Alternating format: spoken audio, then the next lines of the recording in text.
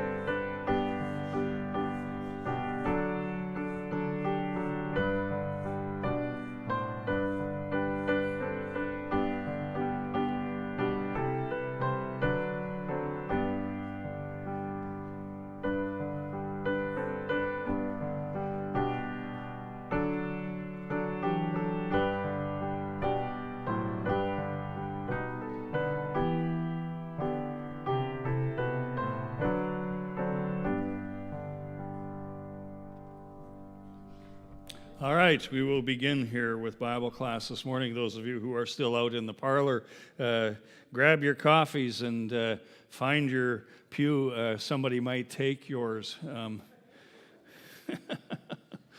Not that there'll be a hard time finding another one.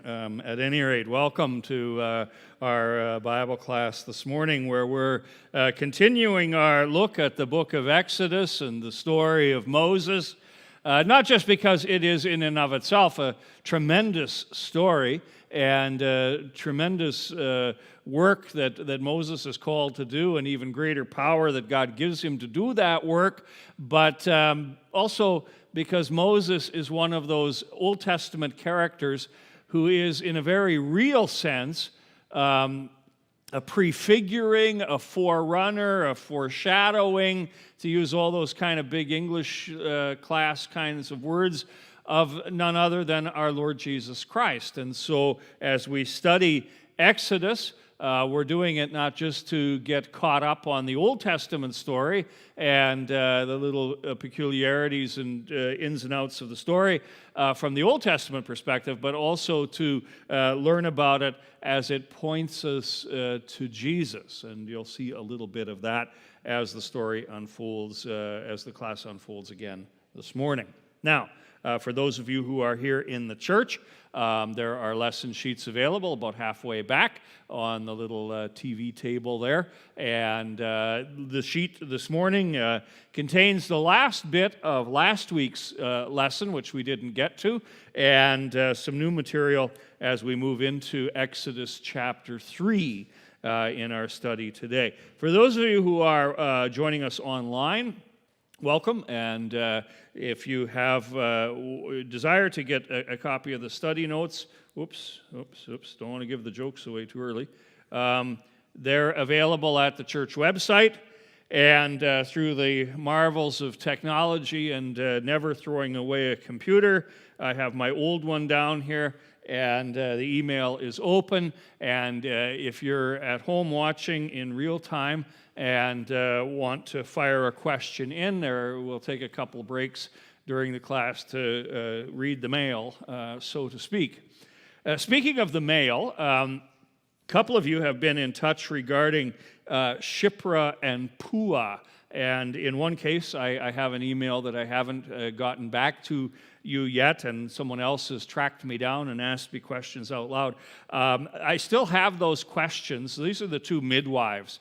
I just, the kind of week it's been, I haven't had a whole lot of extra time to go back into my notes again and find answers for you, but they will appear in your inbox one of these days, which is also important to note. If you do have a question later on after Bible class is finished, or during the week something strikes you and you want to share it with me, please just drop me an email. Most weeks I'm able to give 24-hour turnaround, but every once in a while we get a week like this past one where that, for all kinds of reasons, just doesn't happen. But we'll get there. All right, so here we are. We're going to move into Exodus chapter 3, but before we do that, a few funny things, I hope.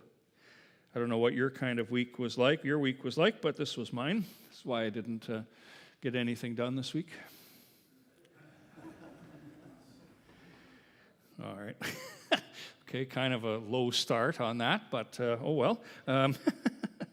Anyway, another picture. I was actually talking with my cousin this week. One of the things that intervened in my work was a cousin of mine from out west, and she phones periodically just to see if I'm still alive, and I'm glad to hear that she is too. She was filling me in on the harvest, which is in their part of Alberta is all over, was done before Thanksgiving, which is actually somewhat of a rarity. And then she sent me a picture of some of what they harvest. The 2022 marshmallow harvest is coming along quite nicely. Sadly, all these marshmallows will be cut up into tiny little bits, put in bags, and mixed with Rice Krispies later in the fall. All right. Halloween is coming, and we all have various opinions on Halloween and those sorts of things. But if you are observing Halloween this year, I think the next slide will give you a way that you can celebrate it and also make it somewhat profitable for you. I said to Susan, I think this would be a pretty cool idea. Just put a vending machine out on the front steps and say, here you go, boys and girls, yeah, for $1 you can have a chocolate bar. $1.25 you can get a bag of chips if you're cheap.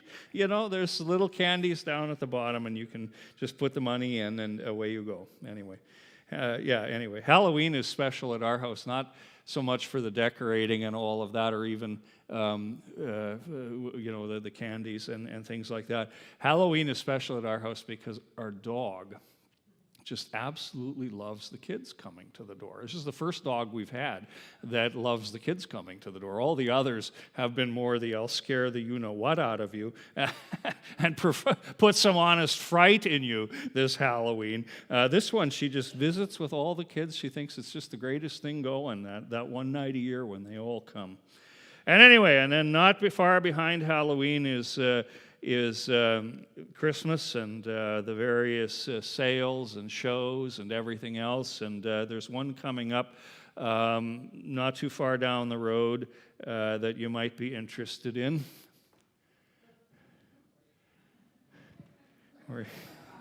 In addition to picking up whatever you want, you get to fight children with diabetes. Oops.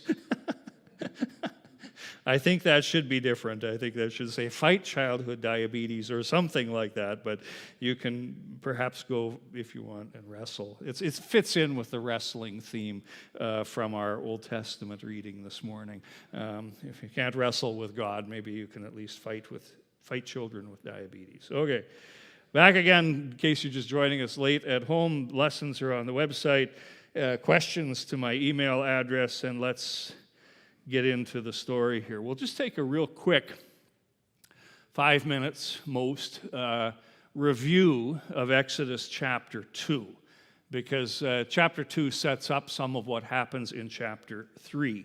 And we got to get Moses on the scene before we get to calling him. So just very quickly, in case you missed last week, a bit of history about Moses. He's born into a family of the tribe of Levi. These are the people who will become the priests of the Old Testament.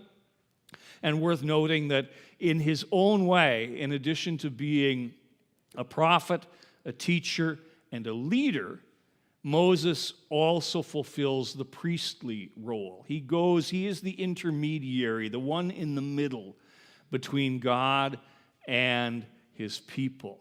And the people's concerns come to Moses. Moses brings them to God. God speaks to Moses. Moses proclaims it to the people. He's that guy in the middle, which is really what the priests were in the Old Testament understanding of things. There was, of course, that horrible edict from the Pharaoh that all the babies were to be killed, thrown into the Nile. And we talked a little bit last time about the importance that water plays in the Exodus, and absolutely it does. The book of Exodus is dripping wet, if you will, and it begins with Moses being placed in an ark and then floated down the Nile River. And the ark, as we said before, was similar to a basket that would have been used by the Egyptians in shipping their idols and other more precious commodities. And it's the very same word that's used back in Genesis when Noah gets around to building a ship. It'll also be used in the Exodus story when the Ark of the Covenant is built. And this is, of course, drawn up from the water, which is where Moses gets his name from. His name is related to the words for drawing someone up out of the water. And he's raised by Pharaoh's daughter, some speculation that it might have been a very famous daughter of Pharaoh who went on to be a Pharaoh herself. What we do know, and this is something we remarked on last time and will continue to see in the weeks ahead, one of the earliest commentary, if you will, on the Exodus. Well, it already starts in the Old Testament. Various of the authors comment on the Exodus. But the real clear commentary on this comes from the New Testament. And this is just one sentence out of a sermon by, or a speech by a man named Stephen as he was about to be stoned to death. And he comments that Moses was instructed in all the wisdom of the Egyptians. He was mighty in his words and deeds. He got the best education. He was in a very privileged position in society. And he used that, maybe even abused that privilege in chapter 2 as well, when he looks around. We saw this piece of art last time, looks around to make sure nobody's looking, and then slays the Egyptian who is about to kill one of the people of Israel. And he thinks he's doing everyone a favor by doing this, of course. But the next day, he sees two of his own people quarreling, and he goes out to scold them for that.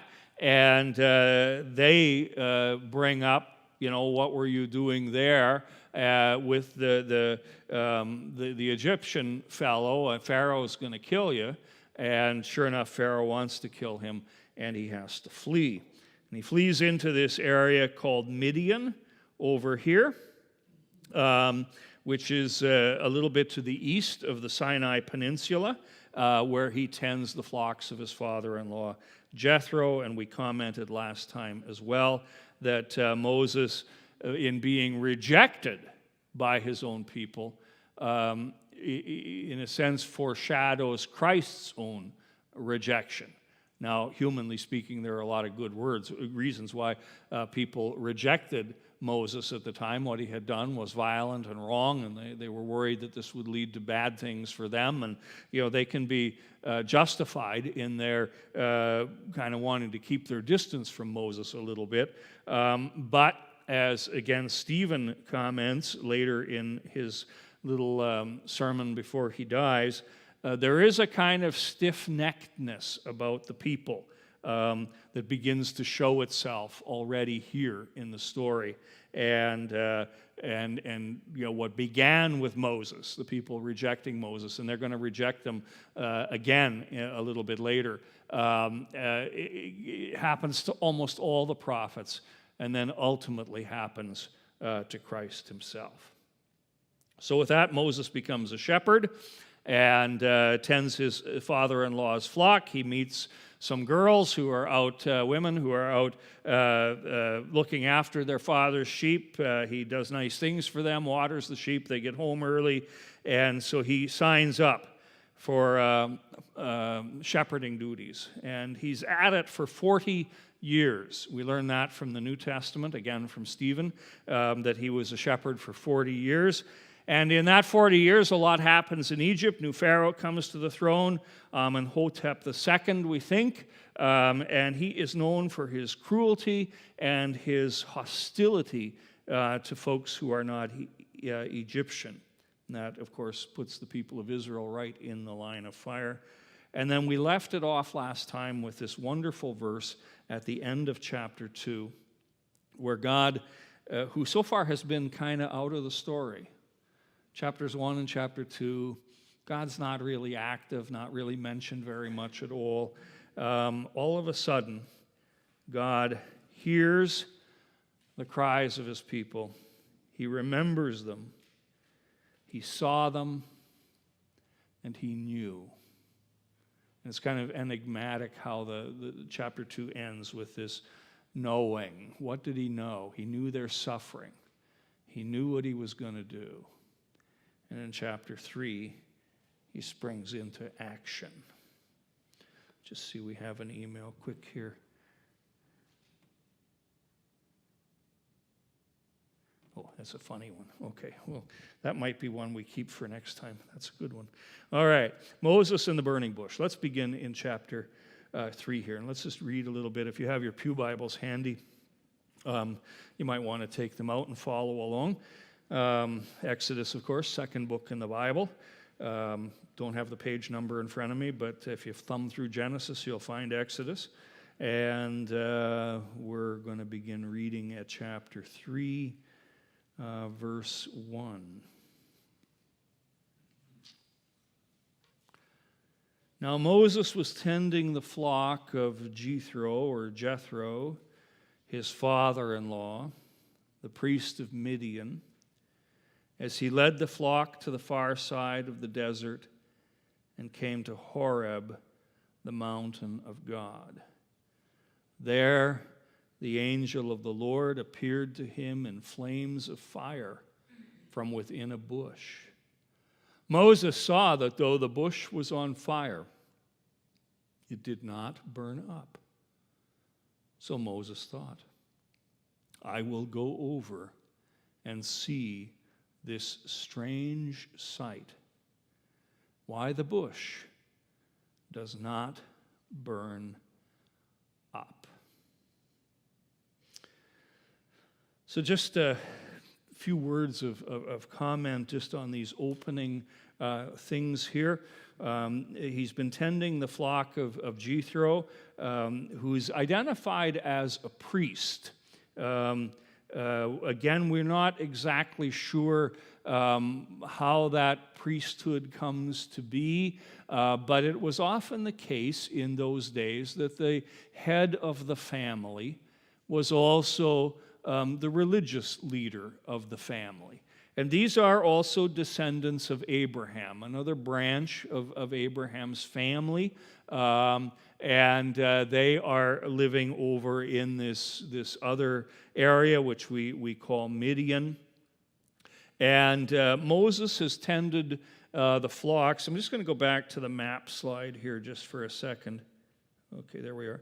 And he starts out, I'll just make this a little bit clearer here. He's down in Midian here, but it's not unreasonable. Well, in fact, what clearly seems to have happened, Mount Sinai, the mountain, is over here. And so it's not unreasonable that he would, depending on the weather, the crops, everything, find himself going back over here with the flocks and caring for them over there. And it does sort of appear that, he's gone to the far side of the desert, which is this is largely desert area on the Sinai Peninsula, but he's over here on this edge somewhere. tending the flock. The exact locations, of course, are unknown to us. But this mountain called Horeb will also be called Mount Sinai a little bit later. It's several names for the same thing. And there it is that he sees this bush on fire that is not being consumed. All right, so what does this all mean? Well, let's move forward a little bit.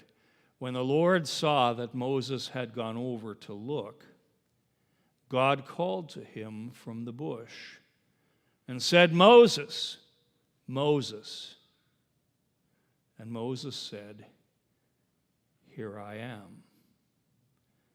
"Do not come any closer," God said. "Take off your sandals, for the place where you are standing is holy ground." Then he said, "I am the God of your father, the God of Abraham, the God of Isaac, and the God of Jacob." At this, Moses hid his face because he was afraid to look at God.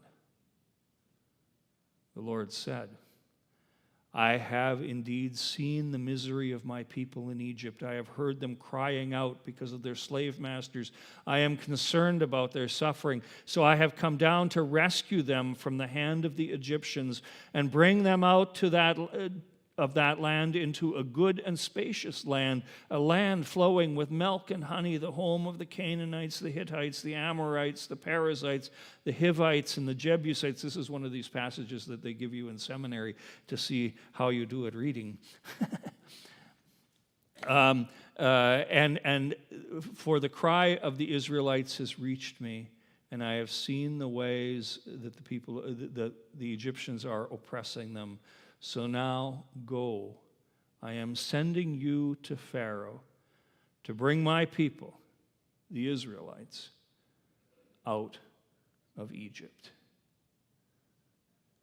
Very strange phenomenon that Moses encounters there, that he would be seeing the bush burning but nothing being consumed, that he would hear a voice without seeing any moving lips, that he would receive this call at this very odd stage in his life.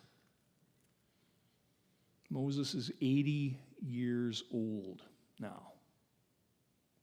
He spent the first 40 years growing up in Egypt, living in the easy life, if you will. But these last 40 years he's spent being a shepherd, far from power, far from influence, far from anybody's memory in Egypt. Not the Egyptians don't remember him, the Israelites don't remember him. And he's probably maybe sitting there thinking, so this is life, huh? Start off great, and then just kind of slide downhill from there. But God has another plan, and God begins to put that plan into action, and Moses experiences God's call. And I think there are a number of kind of inferences, points that we can draw from the experience here. First thing that kind of came to mind as I thought about, an 80-year-old man, and 80 is 80, getting this call from God, is that in a certain sense, you're of no use to God until you've come to the end of yourself. Moses may have had, as a young person, knowing his history, whatever he did know of his own personal history, a sense that, he knew he was an Israelite, and that maybe he was destined for great things among the Israelites because he had had the good fortune to be raised in Pharaoh's house. Maybe even in his mind he thought a little bit of Joseph, who had come before him a few generations, and how he, as a Hebrew person, was able to rise to great heights in Egyptian society. That maybe that kind of future was his, that he could go up and do great and wonderful things. But then the murder happens as people reject him. Pharaoh's mad at him. He has to flee. He's, to borrow today's terminology, he's been canceled. The rug's been pulled right out from under him, and for good reasons. He shouldn't have done what he did. And he's out there forgotten. Can a person come back again from that big a mess? And here he is. Probably going, this is it. This is my life. He's at the end of himself. And that's where God picks him up. And I think, sometimes that sort of thing still, you see this often, I think, in the Bible, where, people, as God will say later, not by might nor by strength, but by my Spirit, says the Lord, that this isn't all about your abilities and your talents and your gifts that you bring to the situation. But when you get to the end of yourself, then God is ready to start working with you. I don't know, does anybody have any reflections on that or thoughts on that? Anybody experienced anything like that? James? Well, if God says, okay, I'm going to make you 40 again, you go back and lead the Israelites, and he goes back there, he probably was going to set up an armed revolt. Sure. Yeah, James makes the point that probably by waiting this long, we're dealing with a much more mellow Moses than would have been the case in his 40s. Exactly, a wiser man.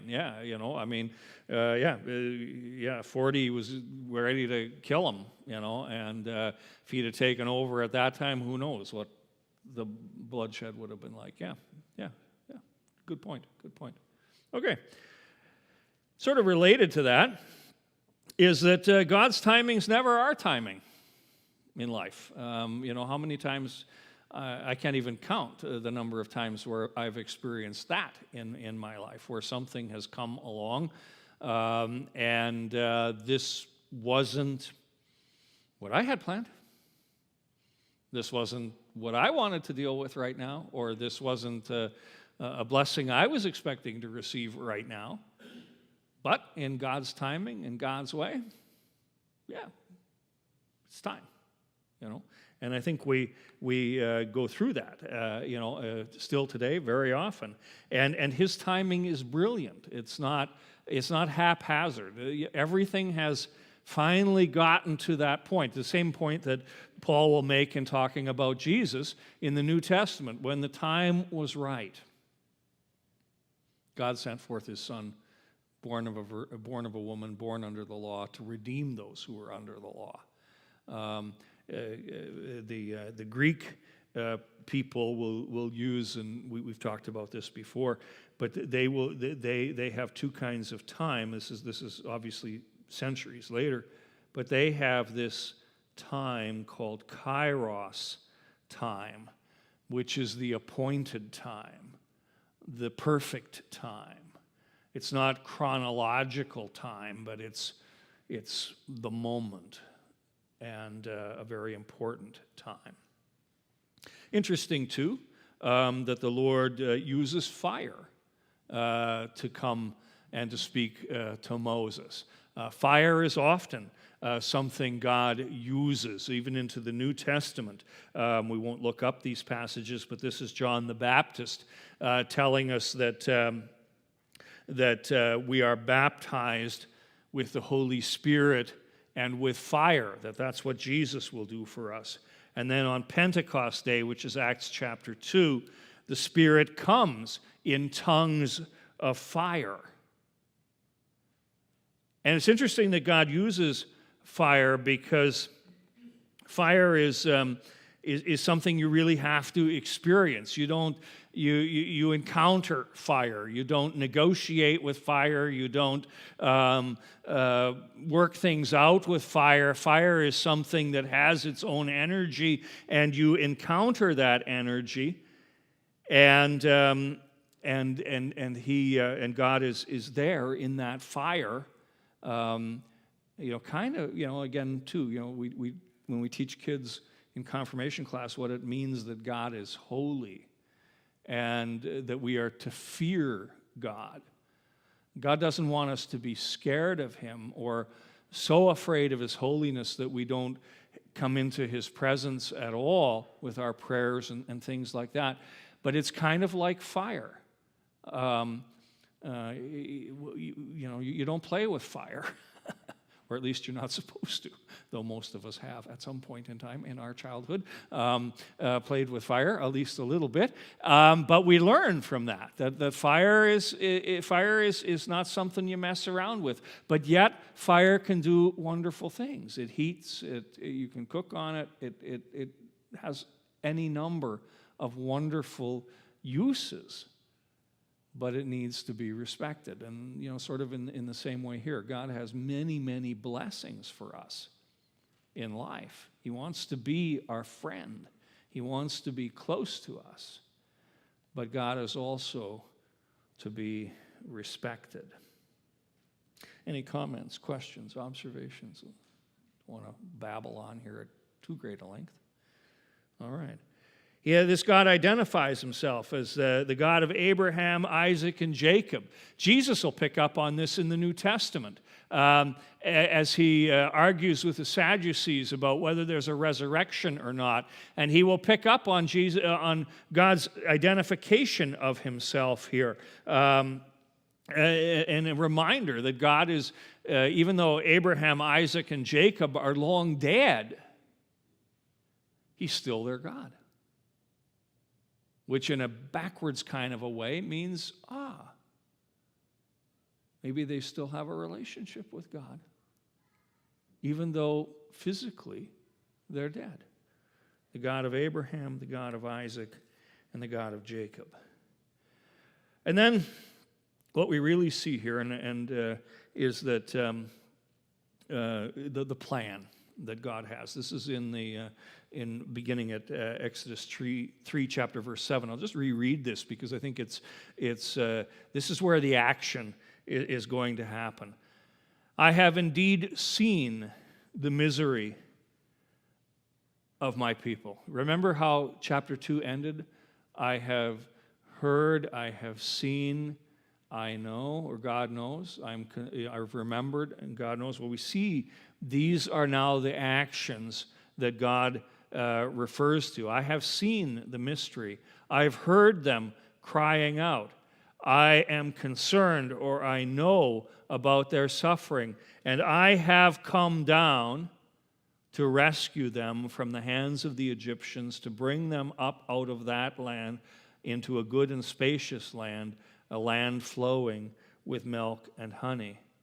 And then he gives us the catalog of the nations who live there. The cry of the Israelites has reached me. I have seen the way the Egyptians are oppressing them. So now go. I am sending you to Pharaoh to bring my people, the Israelites, out of Egypt. This is the action plan. This is what's going to happen. God has seen it. God has heard it. God's experienced it. He's concerned for them. And he is now going to send Moses off. All right. Any other quick questions, comments? Check online. We have one. Come on. There we go. Yes. God, comment made online, God could rescue his people in any number of ways, but he sent Moses, and as we're going to see, he sends us. I'll let you start this, and then we'll... So the burning bush is this, so is this Moses not seeing God, because can't look upon God, is this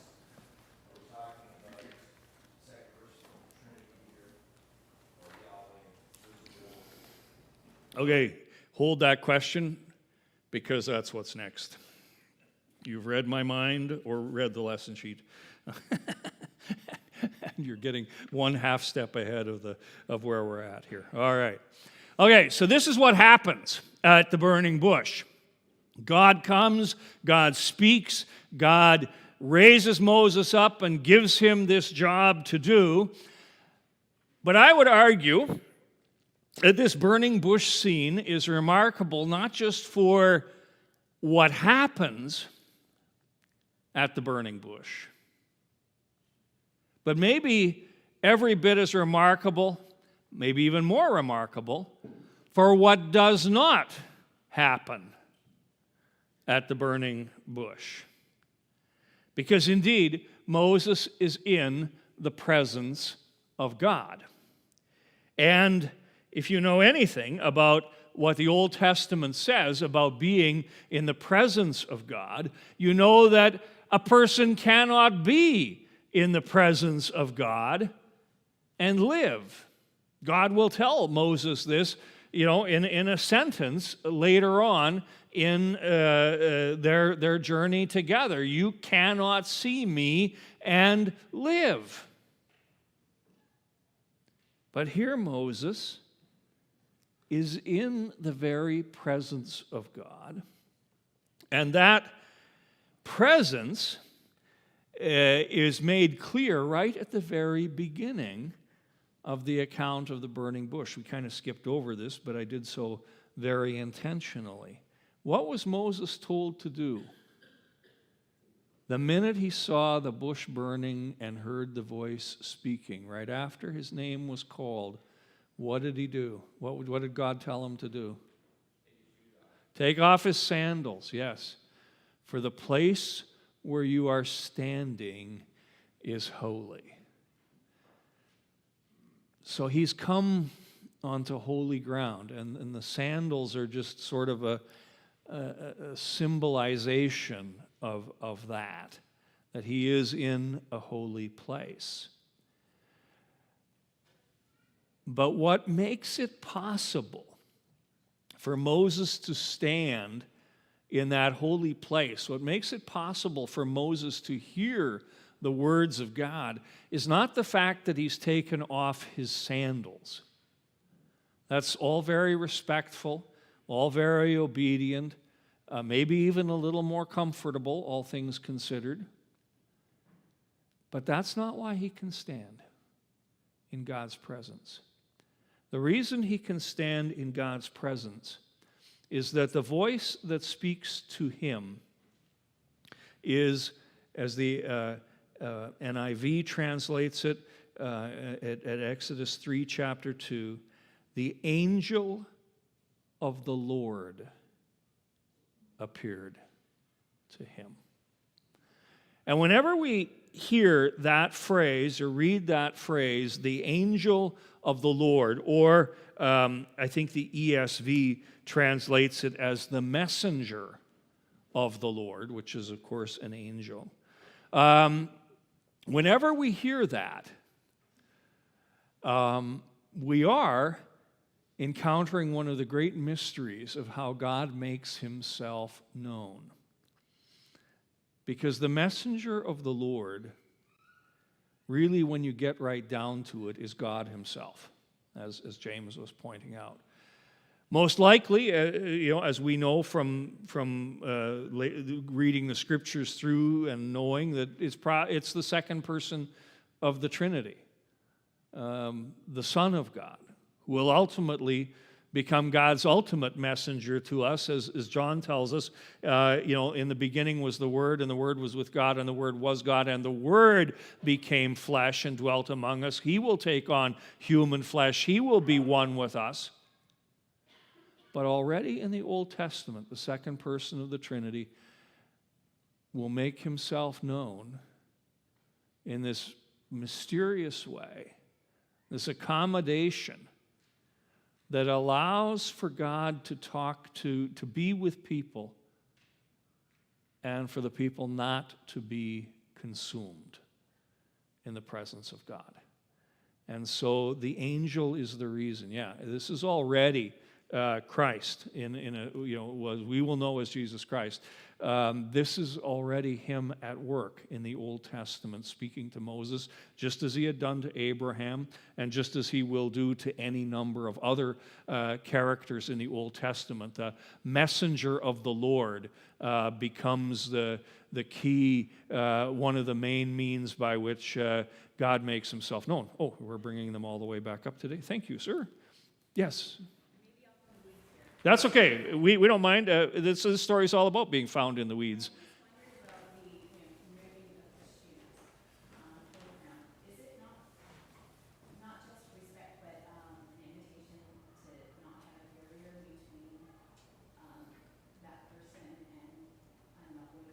Okay, yeah. Yeah, sure. Yeah, absolutely. Okay, good point. Yeah. The point that was made is that in the removing of the shoes, there's no barrier between Moses and the holiness. And that's absolutely true. Yeah. I mean, it's respectful, but it's also, he's right there in the presence and able to stand within that presence. Absolutely. Yeah, good point. Tim? Does that mean we should come to church without any shoes or socks? No. But some church traditions, if you're a Muslim, first thing that you take off when you go into the mosque is your shoes. As a symbol of the holiness. You can get a little too carried away with it, but it's again a symbol. In a certain sense, unfortunately today, I think in the church we've lost some of that sense of the holiness of God. We often present God, as friend and companion along the way, and that's all true, absolutely. But God is holy, and that also needs to be part of the presentation, part of the message, part of how we live. We live in the holiness of God. I mean, this is why certain things even that we do here in the front of the church, reverencing and bowing and things like this, you don't have to do that. There's no law in the New Testament says that thou shalt do this and that and such, but we're reminding ourselves, that this is holy. That's not just another table up there at the front. For us, that's the altar of God, a symbol of his presence among us and the holiness of this place. Tim, did I see your hand there? I would suggest that's also reflected sometimes in the stuff that we give to the church. You go into the Old Testament times where God complains about the quality of the offerings. And how many times do we got something, we can't use it anymore, or it's almost used up or whatever? Let's give it to the church. Yeah. Tim makes the point that sometimes in the quality of our offerings, yes, we sometimes treat the church, and say it can have what's left over. Not that we're embarrassed to use that sort of thing, but we the work we're about here is God's work, and so we were to give the Lord not just the first fruits, but the best. Yeah, absolutely. Tim. Excuse me, Pastor, to take that one step further about removing his sandals. But Last Supper, Jesus got up and he removed the disciples' sandals, Yes. footwear, and washed their feet. Yes, absolutely. Yeah, that was the point, part of what was made earlier, and I didn't quite comment on it. But yes, when Jesus in the upper room before he serves them his supper, he washes their feet. The sandals come off. This is a holy thing that's going to happen here. This isn't just another Passover like the 50 others you've been to in your life so far. This is a holy. There's something special is going to happen here, and kind of in his own way by the washing of the feet. Yeah, Jesus is getting them ready for the next. Hold on here. This is really important. Absolutely, good point. Other comments, observations, looking over my shoulder, not seeing anything new in that. So this messenger of the Lord, because he's the intermediary, the one who makes it possible for Moses to hear this and to stand really in the presence of God. And there's all kinds of art about this, and we're talking about art in the sermon this morning and some other things like that. I'm not an art guy. I mean, I can only draw stick men, and even those don't work out very well. But I liked this particular painting. Don't even remember off the top of my head who did it. But we see Moses here, pulling off his sandals. Or, well, those look like European boots, actually. But anyway, and then encountering the bush, and out of the bush, whoever this artist was kind of got it. When you see this person here, at least when I saw it, first thing that came to mind, Jesus. Very, Christ-like, or, what we imagine Christ to be, Christ-like depiction of the voice, if you will, coming from the fire. All right. Any questions on burning bushes? Any burning bushes that you want to share with us? Or okay. Oh, we got another comment here online. We'll catch that here. Yeah. Okay. Yeah. Just a reference to 1 Peter chapter 1 here. Just as the one who has called you is holy, so you be holy. Be holy because I am holy. That's exactly correct. All right. Burning bush. And Moses, of course, is a bit taken aback by all of this, to say the least, as would be anyone who's paying attention. And he has a question right off the bat. Verse 11.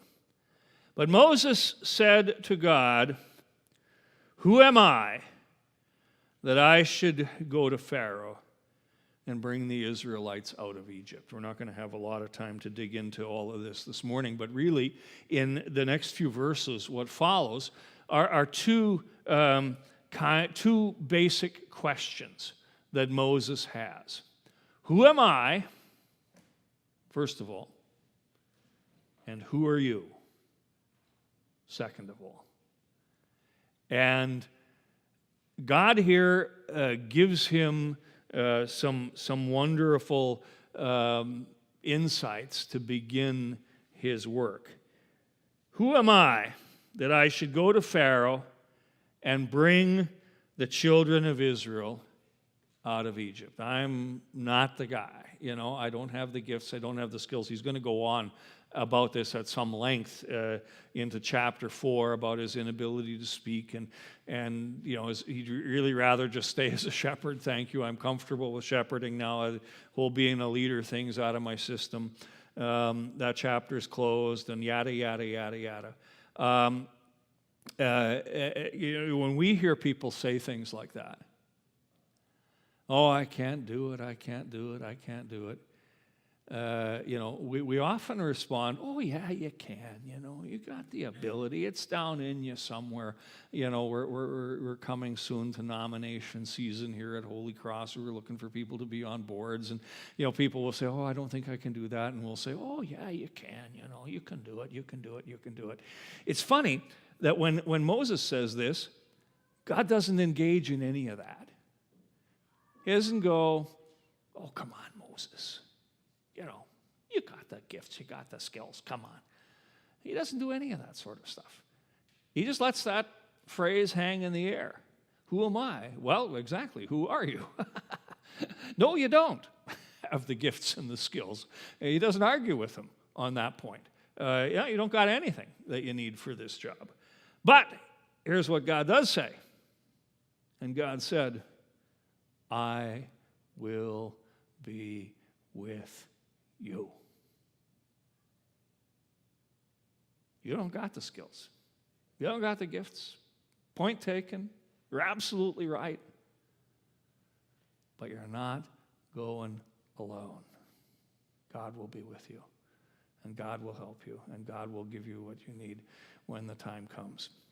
we'll unpack that a little bit more next time and move forward into the next big question that Moses has, which is back to God again and says, okay, who am I, but who are you?